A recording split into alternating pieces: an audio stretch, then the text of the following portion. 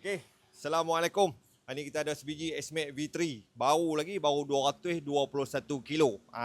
Yang ni orang Siam macam ni. Yang ni mak rempit Siam ya. Jarang-jarang jumpa tapi ada. Cerita dia rumah dia tengah layak boh ni, tengah layak boh. Tapi tak tahu dia punya pemikiran dia boleh meduk buat motor tadi rumah tenggelam ayak tu. No.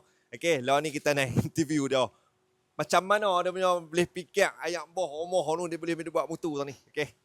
Abang, apa nama abang? Saya nama Mos lah. Bos lah. Apa angan-angan abang ni? Ni cerita angan-angan ni. Dia lah ni dia bertema hitam. Apa angan-angan abang ni? Angan-angan dia. Angan-angan dia nak tinggal kawan dah. Tutup Ya, buku. betul-betul. Angan-angan dia nak tinggal kawan masa pergi konvoy betul? Betul, tak mau duduk belakang je dah. Tak mahu belakang. Lah ni jadi tok pengulu. Lah jadi tok pengulu. Stay one. No. Abang duduk mana abang? Dah duduk kampung Bakung. Kampung Bakung tenggelam ayak ni. Parah ni. Parah mana? Parah mana? Ada bayi ada. Parah pinggang dia boleh main buat motor tak ni. Aku tak tahu. Tidur tak lena. Tidak tak lena. Geram mana. Geram betul. Geram mana.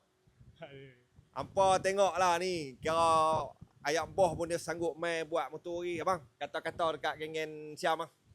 Kalau naik sandal baik saya jalan kaki. Ai, kau ajak sangat.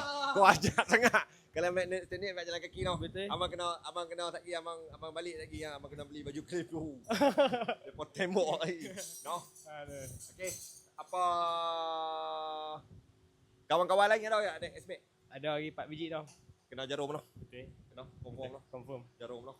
No, apa berminat macam spek macam ni yang boleh main sini. Dia stage 1 tapi stage 1 pun saya try tak dekat 1.5 lebih ya. Dia standard dah 1.3 lebih kan? Betul. Tak tipu pun noh. Tak tipu. Yang ni 1.5 lebih. No. Dia kata standard pada naik standard baik jalan kaki. Aku bukan kata dia kata. Bukan saya kata. No, berminat apa boleh main JSM Racing. Apa tengoklah motor dia. Bye bye.